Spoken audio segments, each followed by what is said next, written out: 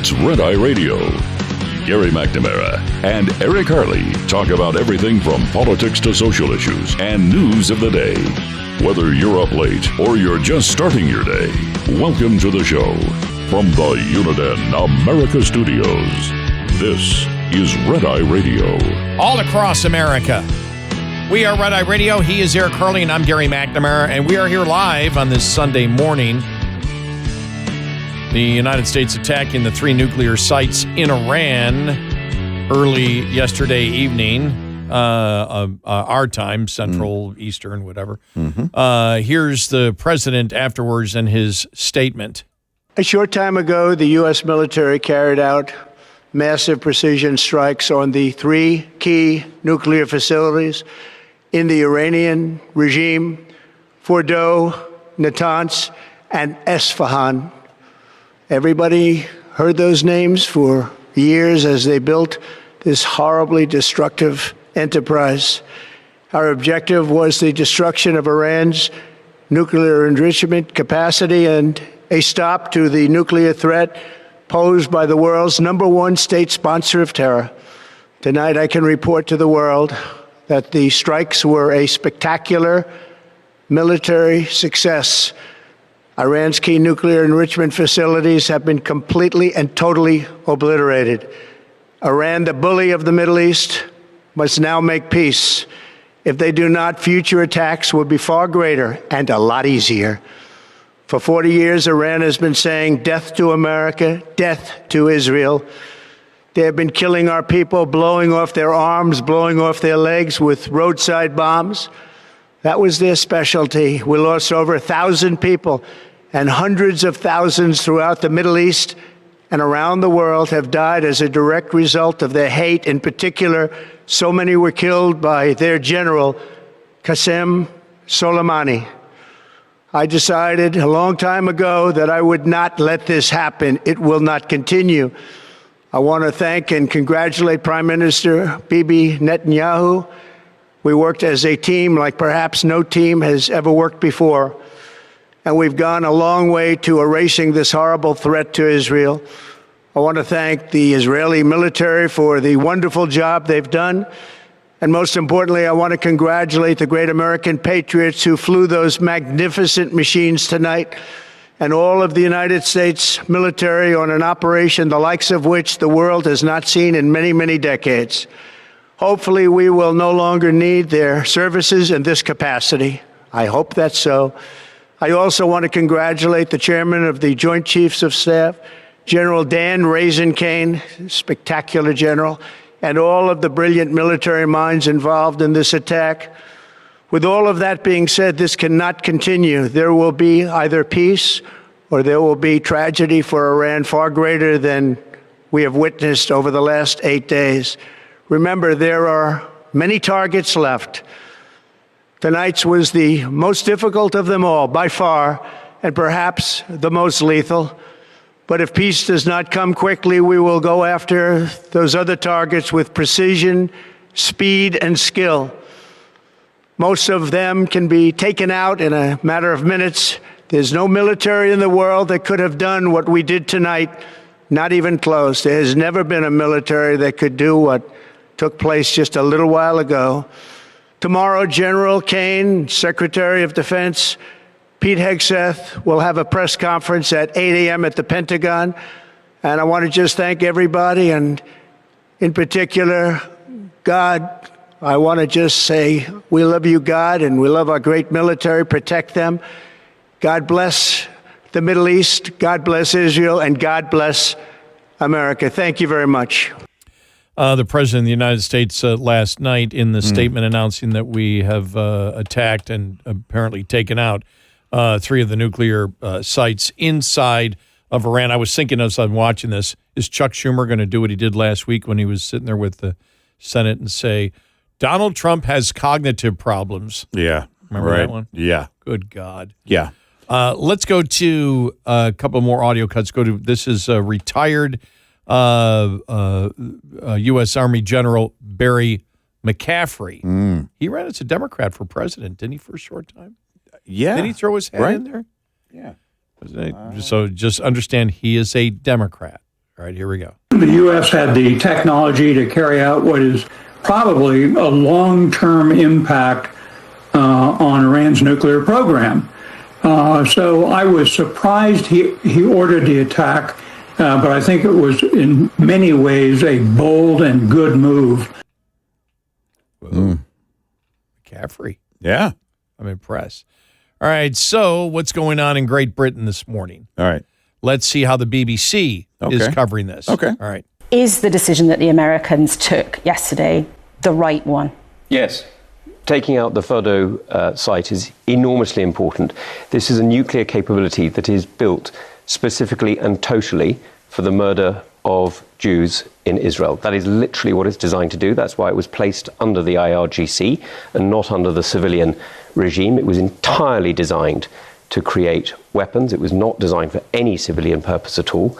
And actually, by destroying it, it's keeping the British people safer as well, because the missiles that the IRGC have been developing would reach as far as London and would threaten us as well. And from your contacts in the region, do you think that Americans claim that they have destroyed that facility is true from what you know and what you can tell us? So the initial reports that we're hearing are that appears to be the case. Of course, you've got to wait until confirmation satellite passes and evidence on the ground comes up. But at the moment, it appears that the Americans have struck all three targets extremely precisely and destroyed areas that were threatening the British people. Wow. So he did it from the British point of view. Yeah. Interesting.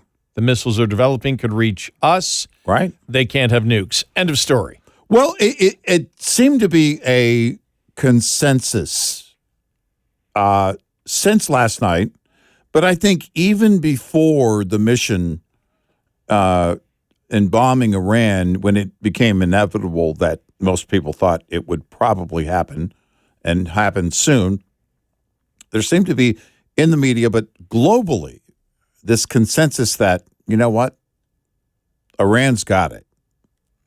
And Iran has a chance to not be bombed. They do have a choice here. They could go to the table.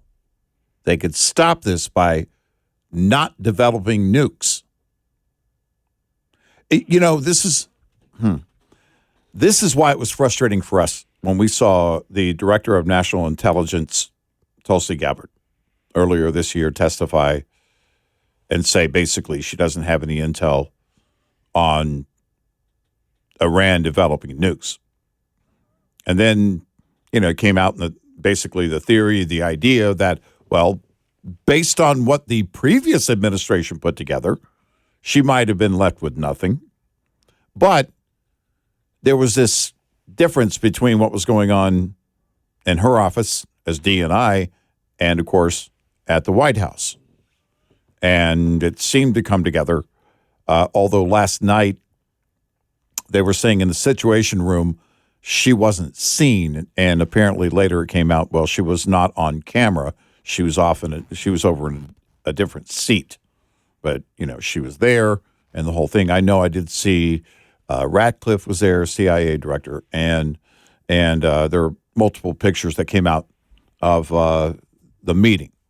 And you look at what the strategy is like right now and the consensus globally. The British Prime Minister saying in recent hours, Iran needs to come to the table. Basically, everybody's wagging their finger at Iran and not Donald Trump. That's a big tell. No, there are some liberals, but we're talking international reaction here. And some in the media. Van Jones, even before this happened, Van Jones, Friday evening, we played the cut on CNN saying what progressives don't get. And I thought, well, aren't you progressive? Is the danger that basically summarizing, but the danger that Iran poses. And that seemed to come together by the time the U.S. bombed Iran. Well, we just played that very positive outlook on BBC. We already told you what the Prime Minister of Great Britain said. It will be interesting to see what most of the European, North American leaders will be saying about what Trump did. And I can imagine a scenario where most of them come out as being quite complimentary, and the only group that is pounding the president in the Western world is the Democratic Party. Well, just a few minutes ago, it was reported here from CNN, the Iranian Foreign Minister Abbas Araghchi said the U.S. had decided to, quote, blow up, end quote, diplomacy after its strikes on Iranian nuclear facilities this morning. Quote, last week, we were in negotiations with the U.S. when Israel decided to blow up that diplomacy. This week, we held talks with the E3, the group of European ministers, and EU when the U.S. decided to blow up that diplomacy. To Britain and the EU high rep, it's Iran. It is Iran which must return to the table. But how can Iran return to something? Basically, he was saying they're telling us it's us that must return to the table. But how can we return to something it never left, let alone blew up? Again, that's the Iranian foreign minister. Well, the biggest thing is what's the negotiating points? Well, it is, But there's so many millions of questions based on that. First of all, I don't trust anything that he's saying. I have no doubt that there may have been some the group of EU European ministers in the EU and talks here and there, but Iranian leadership was doing what it was doing. And there was every chance for diplomacy. And they didn't take it. There was no chance of a nuclear deal that would get rid of the ability of Iran to make a nuclear weapon. Right. Under anyone. Right. Yeah. Not under Obama. Right. Not under Biden. Right. And not under Trump. Right. There was no chance of getting a deal with them on anything unless you took out these sites. They weren't going to going to bargain. Their whole point was Obama wouldn't do it. Biden, good God, he helped us. Yeah. And Trump just isn't going to do it because he's got his isolationist side that's screaming at him. Right. You know, the Iranian foreign minister here saying, hey, we were at the table. No, you weren't. No. Doesn't matter whether you're at the table, you're negotiating anything. Right. And we still have that question, what is a negotiation for peace? Right. Or is that just something that now Trump is saying, the Western world will say, and all it really means is we know that Iran is not going to actually create a deal where you can have the inspectors wherever they want, whenever they want, however they want. That's not going to happen. And therefore, it's going to be a continuing fight. You and I said this a long time ago, though, after 9/11 and just Islamic radicalism. We believe it's very naive and short-sighted to believe that just like when we left Afghanistan, when we need to get out, the fighting's over because we want to quit. And we just shook our heads saying that is the stupidest justification for getting out of Afghanistan. Right. Yeah. Yeah. I mean, just absolutely, right. Absolutely idiotic. Yeah. When you look at it, I don't know. I mean, we're dealing with the left again. Up is down, back is forward. I mean, nothing makes sense anymore. So I expect, protests to happen, but there was no chance. There may be a little bit more of a chance or no chance now, but there was no chance a week ago, 2 weeks ago, that Iran was going to give up their nuclear weapons. Right. There's no way they're going to do it because the Right. president demands it. Right. It has to be more. So the president made it more. Will they? They still might not. Yeah. And as the president said, then we'll hit them harder. We'll force them to do it. When a coup could happen or might happen, nobody seems to have any idea on that one. Right. And what does that look like? Yeah. What does it produce in terms of like refugees, humanitarian crisis? Which is scary because involvement of right. anything and everything, basically. Which is scary because then, people get hurt. But number two, it makes the paper. And it's like Trump created this nightmare in Iran. Right. Yeah. Even if the United States and every other country is more protected, you're always looking at what's happening in front of you right there. And if the riots are happening or the civil war's happening, whatever. The fall of Gaddafi. I mean, you look at Libya and everything there with Benghazi and how all that ended. You look at and look, I trust what the president is doing here, but this process is painstaking in terms of the details of what you have to do at every step along the way to ensure you don't have that kind of fallout. Yeah. I just don't know what a deal is here. Yeah. I don't either. And when the president said unconditional surrender, we'll say it again because I can't get that out of my mind because that was it. That was the entire Truth Social unconditional surrender. Right. We don't know what that means. You're not in charge of your country. The leaders that are in charge of your country are no longer in charge. Right. Well, then who's in charge? Who is? Right. And that's where the charge of nation building may come in from the MAGA isolationists. Yeah, right. Yeah. 866-98 Red Eye. This morning's USDA Farm Report is brought to you by House Products. Tested, trusted, guaranteed since 1920. Milk production we raised for both 2025 and 2026. USDA World Agricultural Outlook Board Chair Mark Jekanowski explains the whys in the June Milk Outlook. For 2025, this is mainly just keying off the latest milk production report, and that's driven by higher cow inventories. And then into 2026, we're expecting to see some increase in milk per cow as well, supporting that production increase. Consumer demand remains strong for butter, domestically via imports, internationally via exports. Dairy demand remains strong, and that is reflected in price strength across all of the major dairy products, culminating in month-over-month increases in the all-milk price forecast for both years. Despite that, the year-over-year all-milk price remains 65 cents lower, forecasted at $21.30 a hundredweight in 2026. I'm Rod Bain reporting for the U.S. Department of Agriculture in Washington, D.C. This report brought to you by Cenex Fuels and Lubes. We'll be right back with more Red Eye Radio with Eric Harley and Gary McNamara.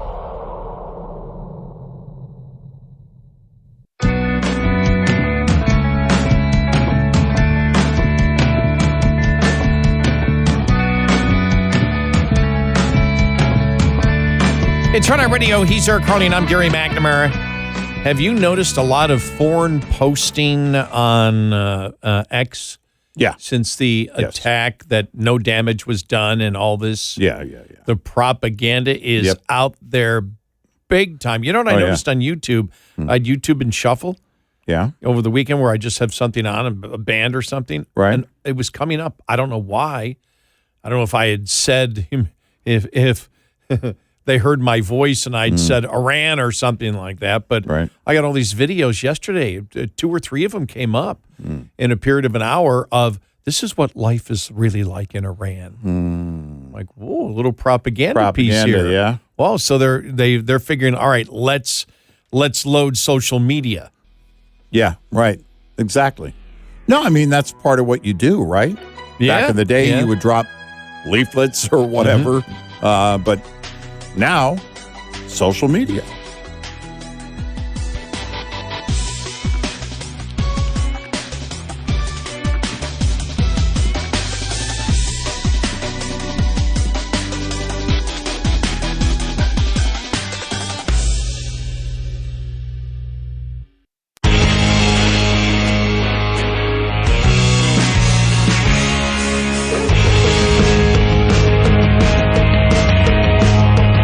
Listening to Red Eye Radio from the Uniden America Studios.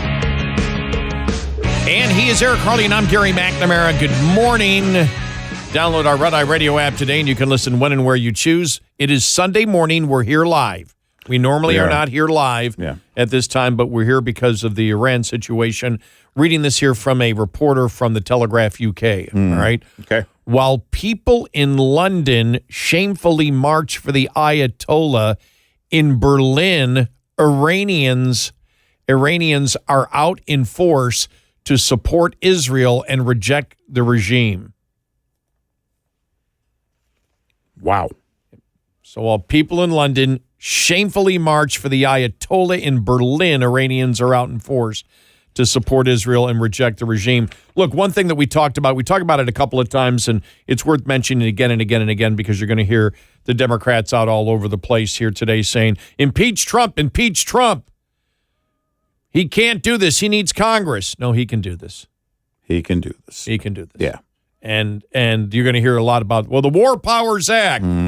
Congress cannot pass a law instructing the president how to handle his job as commander-in-chief. Yeah. It's that simple. Right. He can't. And he can make without question, he can make the case that Iran has been targeting the United States with terrorism. That's why he said it yesterday, the 1,000 people that have been killed. Yeah. From Iran. And it's like, you're going to hear this. It's not going to go anywhere because there's nowhere to go on it. They simply say, even Republicans, Massey, Representative Massey said it's unconstitutional. Right. No, it's not. No, it isn't. No, it isn't. It's not. In fact, the only way you can change that is by changing the Constitution. Right. Even Jonathan Turley had to say, well, maybe he should have gone, but whether it's illegal. Right. Well, it's the same thing as the president not going, the president not going to the Democrats and letting them know they were going to do this. He doesn't trust them. Right. They're going to leak the damn thing. Right. Now that you can sell to the American people. If I told Democrats I'm afraid they would leak the information to the media and get our armed forces killed. Yeah. And we're not going to do that because that may come up today. Right. Meanwhile, authorities in New York and Washington are on high alert after the U.S. airstrikes on 3 Iranian nuclear sites on Saturday night. This from Fox News. We're tracking the situation unfolding in Iran, the NYPD said in a post on X. Out of an abundance of caution, we're deploying additional resources to religious, cultural, and diplomatic sites across New York City, synagogues, and coordinate with our federal partners. We'll continue to monitor for any potential impact to New York City. Therefore, shortly thereafter, the Metropolitan Police Department released a similar statement on their social media platform. The Metropolitan Police Department is closely monitoring the events in Iran. The statement said, we're actively coordinating with our local, state, and federal law enforcement partners to share information and monitor intelligence in order to help safeguard residents, businesses, and visitors in the District of Columbia. Mm-hmm. So there you go. So, yeah, I mean, that's the one thing.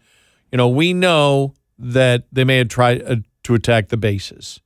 There's always a contingency plan there from the military. Right. For that. Whenever they build a base, they always go through the war games. What if this base is attacked? Right. Well, it was, there was and I'll have to find it. It was in front of me just a moment ago. You and I have been reading nonstop, basically, since, well, I don't know, 8-9 hours ago, and all the coverage of this. And one person from a think tank made the case that he believes that Israel targeted some certain sites that had drones that would be capable of hitting U.S. forces in the region. And he said it's likely they went after those sites as a part of their mission, Israel, in the last day or two, which, by the way, you would want, as an ally, you would want that. And I don't know. We'll find out more from Hegseth today about our mission, But I wonder how much we'll find out about Israel's mission in that regard, because I think the world is waiting to hear that Iran is not a threat to Americans in that region. And nobody's making that case right now. I don't know that you can make that case right now, but at what point can you? Is there going to be sometime today where they say, okay, like Israel was saying, the IDF was saying, Iran likely does not have the capability of launching 100 missiles at a time anymore, based on what we have done. And so could we hear soon that, all right, they're limited in their reach in terms of U.S. military bases in the region? Hopefully we'll learn that soon, but again, haven't heard that yet. I don't know what Israel targeted a number of things, and they said one of the targets they had were some jets, some F-5. I saw that, yeah. Fighter jets, and also some drones. I don't know if those were the drones that this expert was talking about from that think tank. But again, I don't know. I don't have the current measurement of what they have in terms of ability, right? We hear this in bits and pieces. But what is Iran's ability? That would be, I guess, one of my questions for Secretary Hegseth here in just a couple of hours. Iran's ability, now we know they don't own the skies, so it's going to be tough for them to do anything. Yeah. I guess, that, of course, it's always a worry what they may be able to sneak through and hit our troops somewhere over there. We went over all the bases in the Middle East the other day. Right. I guess what I find fascinating is I do not see, at least this is early in though, I do not see the insanity that you would normally see immediately in other countries. Yeah, right. And it was interesting because I saw it was Ian Bremmer, the president of the Eurasia Group, who said, quote, "I think this escalation against Iran makes it clear that they have no friends. The geopolitical influence of Iran is now very limited." Now, again, people make comments on it. We've heard, if you took every comment as Bible, we'd go insane if you had to believe the left. Mm-hmm. But when I heard that yesterday, the question I thought to myself is that true? Is there slowly a change in the Middle East? And is part of it because of the Abraham Accords? Is part of it because the United States is producing so much oil and natural gas? Yeah. All the above, right? Or all of the above, yeah. Is this a time when the Middle East is, even if you have some of the Middle Eastern countries, as I saw Turkey came out and, had a cow about all this. But I'm like, when it really get down to it, do they want an unstable country like Iran having a nuclear bomb and the weapon systems to deliver it anywhere in the Middle East, including their own country? Right. And I would say no. And I just wonder if, when I see the Crown Prince in Saudi Arabia come out and say, well, we only want a nuclear weapon if they get one. If they don't get one, we don't want one. And, we're considering doing an Abraham Accord with Israel. Right. For God's sakes, if you can get Saudi Arabia Saudis on board and 3 or 4 more countries in the Middle East involved in the accord, well, then obviously, President Trump would be negotiating it. It'd be the one of the biggest peace deals ever. Yeah. And therefore, whoever the next terrorist is supporting democratic causes will get the Nobel Peace Prize, and Trump will be called Satan times 2. Exactly. the guy who truly ushered in, orchestrated, arranged, ultimately true peace in the Middle East long term. Oh, no, he does not get a peace prize. I think the one thing I'd like to see today is where the administration lays out, they go, look, they're attacking us. So Israel, go ahead, continue to do this. If you attack our forces, we're going to come after you. But here's what we view as the deal. Because right now you don't know what the deal is. What's the deal with Iran? We want peace. So if they just stop firing missiles, everything stays the same? Right. Or do you want an agreement with them? An official written agreement that you must move away. Like you cannot start. Like the president could say, we consider an act of war if you start over again. If you're starting to, okay, we need to dig these places out. We need to do this again. We need to create a bomb down the road. Mm-hmm.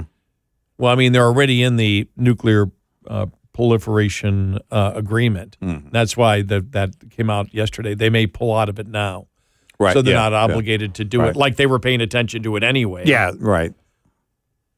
But what would a deal look like? We've never talked about what the deal is because it's very tough to come to a deal when your side is I mean, it's the right side, but I don't know where the deal is when you say unconditional surrender. With Iran, the following is a unicorn, and it would be inspections at will in any part of the country. Yes.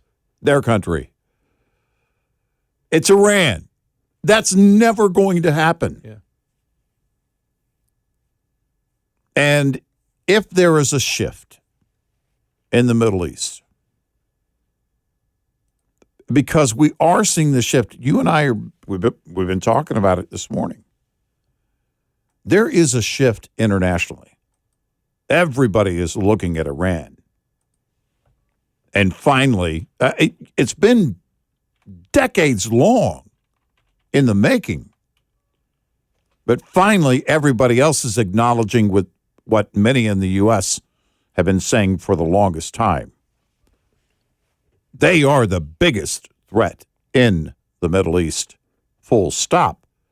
And now they're saying it too, as if they were given permission to say it.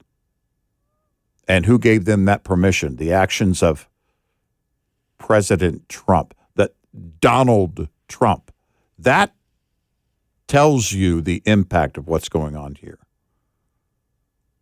You have your protesters out there, but internationally, you're hearing from people saying Iran needs to get with the peace talks now. Because whatever they know they know they're the aggressor. They know they're close to having weapons, or were. And this cannot go on. Seeing that consensus merge to the, just emerge to the top in the last few days, really, is really telling. 866-90-RED-EYE. Coming up, more with Gary McNamara and Eric Harley. It's Red Eye Radio.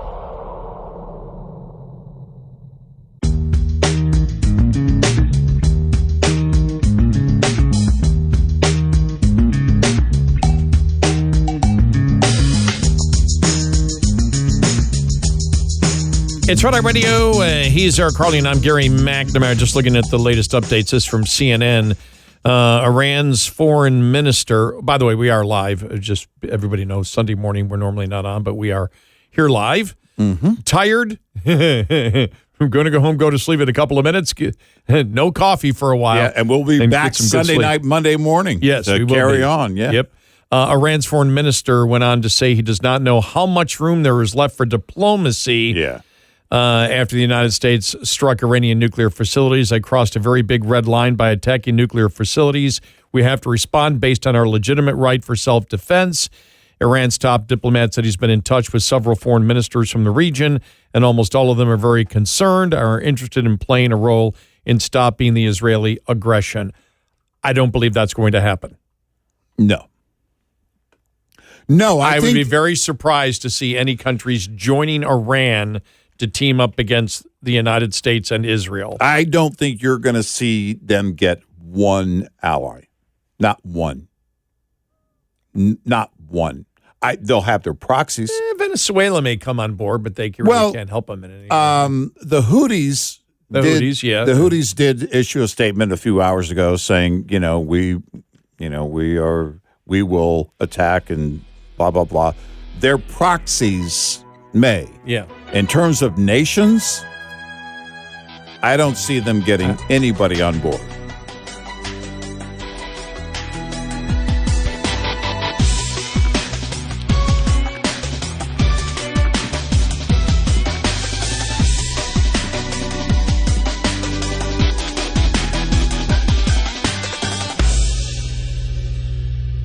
This is Red Eye Radio on Westwood One.